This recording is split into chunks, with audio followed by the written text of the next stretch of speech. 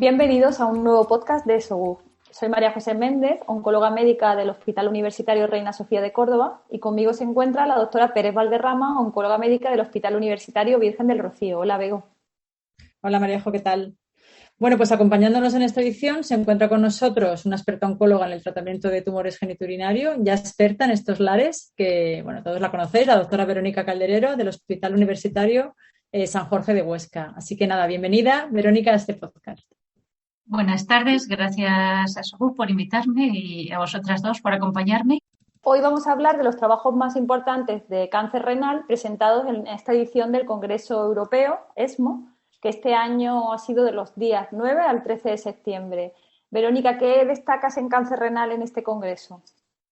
Bueno, pues este año en cáncer renal hemos tenido bastantes presentaciones, curiosamente dos sesiones presidenciales para cáncer renal, pero ya os adelanto que vamos a ver en los próximos minutos que ninguna de ellas va a cambiar la práctica clínica habitual. Quizás destacar algunos estudios en adjuvancia, después de varios intentos con inhibidores de tirosinquinasa, todos fallidos, y después de recibir el año pasado los datos de pembrolizumab con el Checkmate 564. Este año se presentan los datos de 3 estudios, un estudio con atezolizumab, el IMotion 010, en el que a pacientes con tumores operados de alto riesgo, bien fueran de riesgo intermedio por T2 de alto grado, tumores T3 o T4, incluso enfermedad M1 resecada, se les sometía a la administración de atezolizumab en la dosis habitual cada 3 semanas hasta alcanzar el año de tratamiento. El objetivo del estudio era la supervivencia libre de progresión y el estudio resulta negativo en cuanto a demostrar beneficio respecto del brazo control, demostrando además aproximadamente un 30% de eventos adversos grado 3-4 en el brazo de tratamiento con inmunoterapia. El segundo estudio que se presenta es un estudio un poco mixto de nivolumab en monoterapia, es el estudio PROSPER. En este estudio se administraba a pacientes que tenían una estratificación clínica por encima de T2 y que eran candidatos a cirugía radical. Se les sometía a la administración de un ciclo de nivolumab prequirúrgico y 9 ciclos posquirúrgicos. El objetivo fundamental del estudio era la supervivencia libre de presión y el estudio se paraliza de forma intermedia al demostrar que no había beneficio en el brazo de tratamiento. Y el tercer estudio, que fue objeto de la sesión presidencial, es un estudio con doble terapia. Bueno, tiene varias cohortes, pero los resultados de la cohorte que se presentan este año es la cohorte 1, en la que se compara nivolumab y pirulumab versus control, en una población de pacientes también con distintos riesgos, desde T2 de alto grado, T3, T4, incluso enfermedad metastásica resecada. Se administraba nivolumab en pauta de 2 semanas, 12 dosis, y el boost de 4 dosis de pirulumab durante un tratamiento de 6 meses, 24 semanas. El objetivo también era supervivencia libre de progresión y nuevamente no se alcanza el objetivo, el estudio resulta negativo. Con una tasa de eventos adversos grado 3-4 también que roza el 30%, por lo cual, a pesar de que el diseño de los 3 estudios es distinto, las poblaciones que se incluyen son distintas, la duración del tratamiento también, los 3 no consiguen alcanzar el beneficio de supervivencia libre de progresión en estos pacientes respecto del brazo control, que era exclusivamente observación tras la cirugía. ¿Realmente qué crees que marca la diferencia entre el estudio de Pembro con respecto a estos 3? ¿Es una cuestión de fármaco, de diseño, de población seleccionada? La verdad es que es curioso, porque yo creo que el año pasado se despertó bastante interés en cuanto a que la inmunoterapia pudiera revertir un poco ese mal sabor de boca que teníamos con los TKIs. Y sí que es cierto que ninguno de los 3 estudios este año ha conseguido demostrar beneficio. Hay muchas diferencias entre los 4 estudios de adjuvancia con inmuno. Por una parte, el análisis de los resultados, en uno es dependiente del investigador, en otro hay una revisión central. La población de los pacientes incluidos también es distinta. En unos y otros hay mayor población de tumores de riesgo intermedio bajo, no bajo que ninguno de bajo riesgo, pero quizás en el otro extremo pacientes con tumores T2. Y luego también varía un poco el porcentaje de pacientes con histología sarcomatoide de unos estudios a otros, de un 5% a un 15%, que quizás eso tenga que tener cierto impacto. La duración del tratamiento también era de 24 semanas en el estudio con nivo-IPI, de un año con atezolizumab. Sea como sea, parece que tanto la selección de pacientes como la lectura de los resultados, la duración del tratamiento, ha impedido que estos 3 estudios obtuvieran resultados positivos. De todas maneras, el Pembro sigue pendiente de resultados en supervivencia global. Veremos a ver qué ocurre en definitiva, pero Yo creo que nos ha resultado un poco descorazonador ver que ninguno de los 3 estudios consigue demostrar beneficio en supervivencia libre y progresiva. Yo creo que probablemente porque las poblaciones de pacientes que incluyen son muy extremas en cuanto a la posibilidad de riesgo de recaída, ¿no? Yo creo que quizás ahí sea el tema clave. Uh-huh. ¿Y crees que en el caso del ensayo con ipinivo, también la toxicidad de ipinivo, sobre todo de ipilimumab durante la inducción, que tiene una tasa de discontinuaciones de, creo que era casi un 30%, me parece, ¿no?, de pacientes que habían discontinuado por efectos relacionados con el tratamiento, que ha podido influir negativamente en el brazo publicado hasta ahora? Pero puede ser, probablemente sí, y tampoco sabemos qué aporta a la adjuvancia el anti-CTLA-4, ¿no? Veremos qué dice la Corte de tratamiento comparando nivo exclusivamente monoterapia versus control, pero no explica los resultados negativos del atezo, ni tampoco del Prosper, entonces no lo sé. Yo creo que probablemente el problema sea que no hemos seleccionado a estos pacientes por biomarcadores y que hemos metido ahí un conjunto de pacientes en los que la probabilidad de riesgo de recaída es muy dispar, porque en algunos de estos estudios, en análisis por subgrupo, los pacientes de alto riesgo, sobre todo los M1 resecados y los pacientes con histología sarcomatoide, parecía que sí que se podían beneficiar de la inmunoterapia. Yo creo que el problema está ahí y que hemos metido dentro del mismo grupo pacientes en los que el riesgo de recaída es más bajo. Y acerca del tiempo también ha hablado, ¿no?, del tiempo de exposición en una adjuvancia, ¿no?, que 6 meses quizás con la inmuno se queda un poco corto. Sí, la verdad es que el resto de los estudios están planteados con 1 año, pero quizás se quede un poquito corto los 6 meses y además teniendo en cuenta el elevado porcentaje de pacientes que discontinuaron tratamiento durante la inducción con ipilimumab. ¿Y creéis que tiene sentido plantear un tratamiento neoadyuvante con un ciclo de inmuno, ¿no? Porque en el Prosper, el hecho de dar un ciclo previo a la nefrectomía, ¿creéis que tiene mucho sentido? Porque no lo encuentro yo. Yo tampoco lo encuentro racional, porque además el nivolumab en monoterapia tampoco es que alcances una tasa de respuestas espectacular como para encontrar un downstaging a nivel quirúrgico con un ciclo solo y un inmunoterapia con monoterapia. No, la verdad es que no entiendo el racional tampoco. De todas maneras, bueno, yo creo que todavía queda algún estudio pendiente, como tú has dicho bien, de Pembro en supervivencia global, ¿no?, que estamos pendientes también de ese resultado. Y bueno, seguimos un poco con la adyuvancia en como estábamos, ¿no? TKIs no, inmuno de momento más a favor del no que del sí, pero bueno, habrá que esperar un poco más datos, ¿no? Yo creo que habrá que decirle a los pacientes que de momento, ante la disparidad de los estudios y la falta de resultados en supervivencia global, hay que ser prudentes, ¿no? Hay que esperar un poquito a ver qué pasa. De momento, con estos datos, ¿os sentís cómodas con un brazo de control, brazo en los ensayos clínicos? Yo personalmente sí. Quizás los que más me inquieten sean los pacientes, como hemos comentado, los M1 resecados, que esos parece que en el 564 parece que son probablemente los que se beneficiaban más, o histologías muy desfavorables, altos grados, tumores grandes. El problema es sacar conclusiones de una población metida así y analizada en conjunto de una forma tan dispar, ¿no? Yo sería prudente, esperaría un poco. No sé si estáis de acuerdo. Sí, yo también, porque además, mientras no tengamos datos de supervivencia global, creo que es muy prematuro, incluso en los que son M1 resecados. Hay un porcentaje grande de pacientes que esos pacientes o no recaen, y si recaen, tienes una opción de rescate en primera línea con combos, ¿no?, que ahora mismo la eficacia de los combos es muy buena. Entonces, sin estar seguros, comprometer la inmuno en primera línea por ponerla en la adyuvancia cuando no tienes datos de supervivencia, yo creo que es prematuro, ¿no? Prudente esperar, sí. ¿Seguimos? También se han presentado algunos datos interesantes en lo que compete a la primera línea de enfermedad metastásica, sobre todo por la aparición de nuevas moléculas con actividades prometedoras. Se presentan los resultados del estudio del Pivot 09, en el que se testa la actividad de una interleuquina 2 pegilada, el belpicaldeoskin, combinado con nivolumab, y en el brazo control, a opción de investigador, se podía elegir sunitinib versus cabozantinib.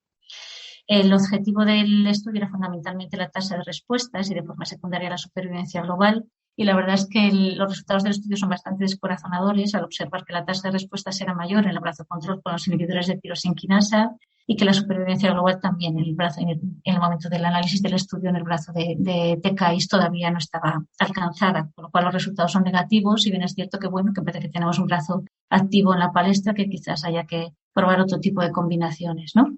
Lo que sí que llama la atención es la aparición de algunas toxicidades que habíamos olvidado ya, sobre todo las asociadas a la interleuquina 2, los que llevamos muchos años haciendo esto, cuando la utilizábamos aparecen artralgias, artritis, fiebre, etcétera, etcétera, que tienen que ver con estos medicamentos.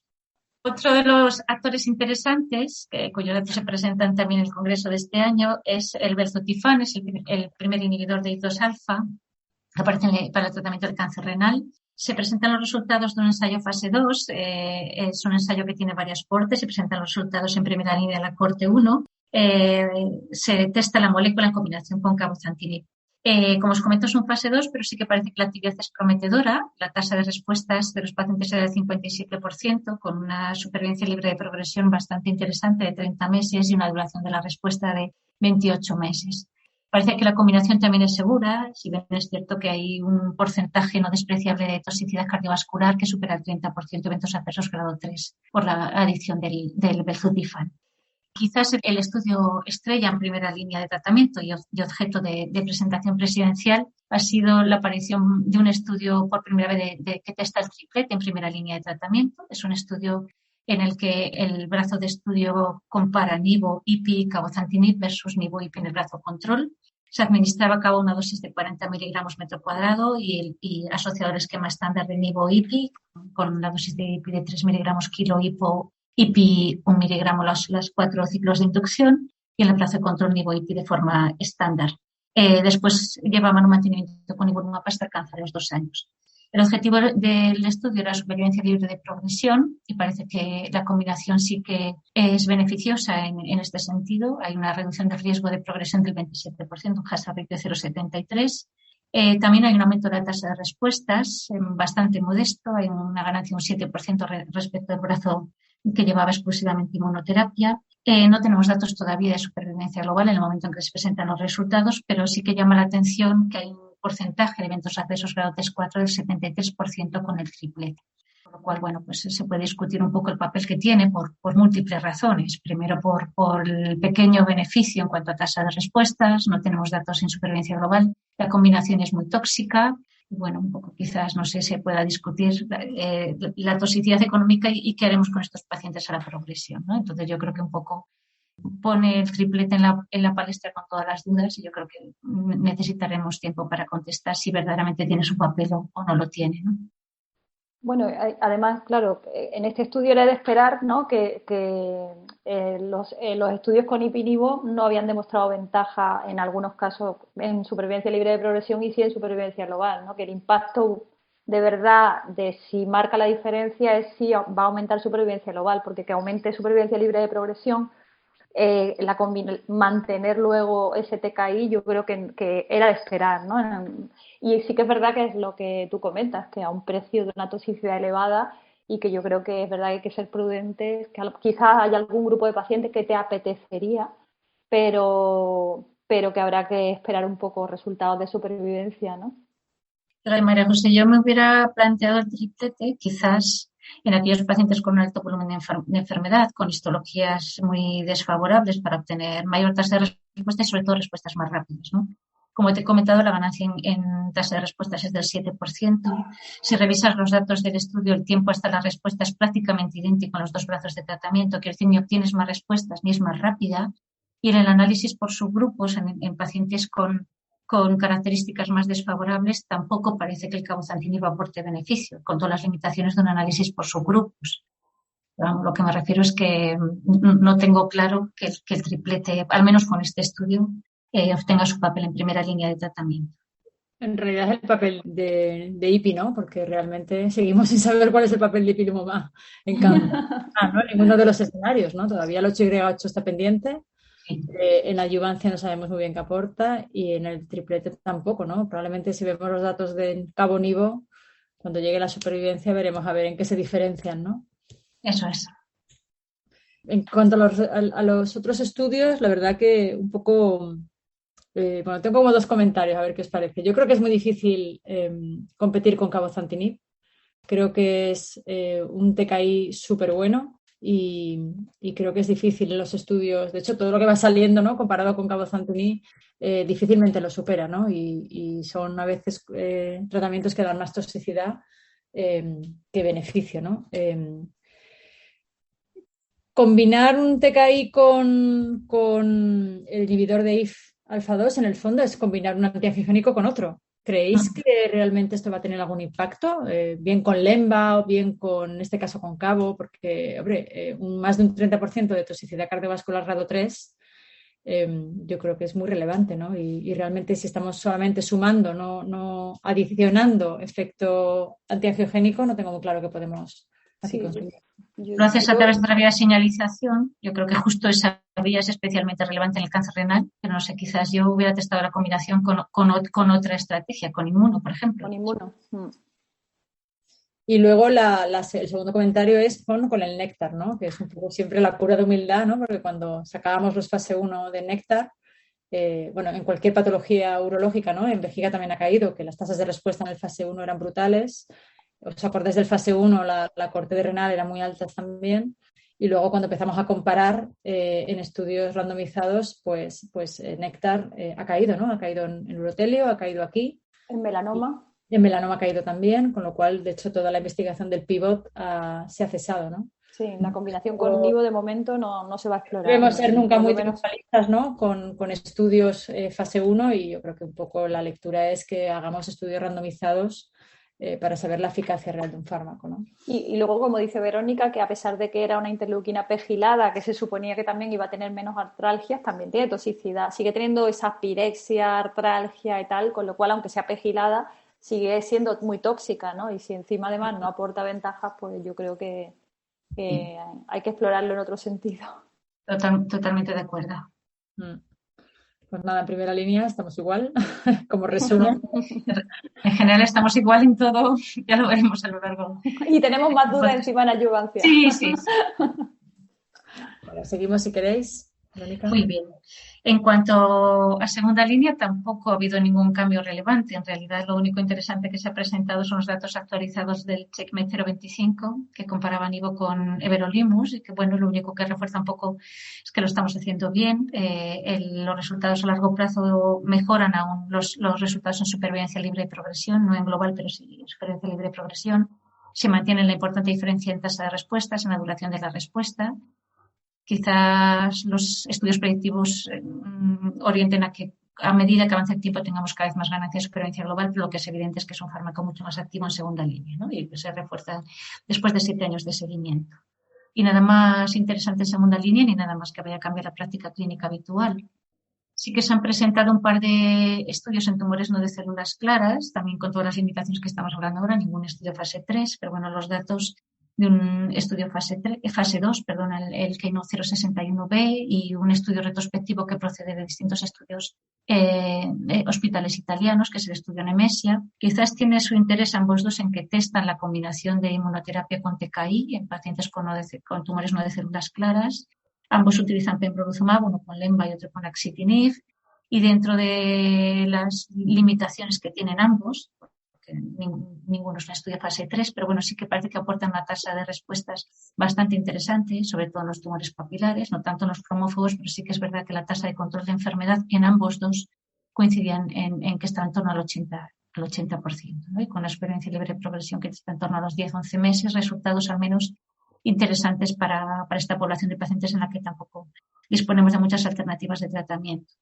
Sí que es cierto que otra vez las combinaciones con toxicidad grado 3-4 en torno al 30%. En el estudio italiano, que era pequeñito y procedente de datos retrospectivos con todas las limitaciones, había un 28% de suspensiones definitivas por eventos adversos, ¿no? Entonces, yo creo que quizás la lectura es que las combinaciones puedan tener su papel en estas histologías.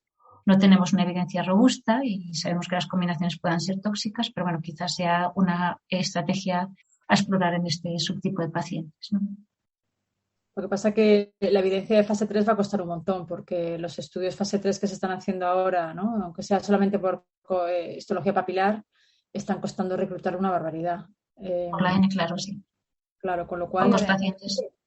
Sí, yo no sé si vosotras pensáis que con los datos que tenemos de los diferentes fase 2, creéis que es una estrategia ofrecer inmuno a estos pacientes, ¿no? Con TKIs tenemos una experiencia, o sea, una eficacia muy limitada. ¿Creéis que deberíamos intentar pautar siempre inmuno a estos pacientes con la evidencia que hay? Yo no lo tengo claro, porque lo cierto es que en algunos papilares, cuando lo utilizábamos a la secuencia, porque es verdad que a mí normalmente en primera línea, a mí por lo menos yo no lo puedo usar, en primera línea suele ser después de TKI y tampoco puedo utilizar cabozantinib, que sería lo que me apetecería a lo mejor quizás utilizar. Y a la progresión a TKI, no, la inmuno en muchos de los pacientes que he utilizado, la verdad que no me ha ido en papilares demasiado bien. Entonces no sé yo si realmente aportamos a todos los no células claras añadiendo la inmuno. Lo que pasa es que estoy de acuerdo contigo en que si ahora encima que hay una N muy pequeña de estos pacientes se obliga a que sea con alteraciones moleculares de MET, el reclutamiento va a ser imposible de completar, yo no sé, pero... Sí, sí. De hecho, están mandando, ¿no? Los ensayos fase 3 están mandando newsletters, o sea, mandando correos cada mes para ver un poco si están detectando esos pacientes. Por eso no tengo claro yo que al final tengamos evidencia nunca, ¿no? de inmuno en este contexto. No sé si Además que con los datos que tenemos, yo no sé si justifica utilizarlo. Yo además no podría, que es porque no lo tengo autorizado. Pero yo creo que estamos con la misma situación que hemos comentado previamente, que a veces con los ensayos fase 2 después nos llevamos sorpresas, ¿no? El problema es que estos pacientes están poquitos que para obtener una evidencia robusta costará tiempo si es que se alcanza en algún momento. Es difícil, muy difícil. Estoy totalmente de acuerdo con vosotras. Bueno, pues yo creo que la verdad que has hecho un fantástico resumen y yo creo que de todo el Congreso Europeo, en renal realmente, aunque es verdad que ha habido decepciones, pero también ha habido mucha información y datos interesantes, ¿no? Así que muchas gracias por el resumen y bueno, pues yo creo que cerramos este podcast y os emplazamos al siguiente también de ESMO, de cáncer urotelial. Y sin más, pues nos despedimos.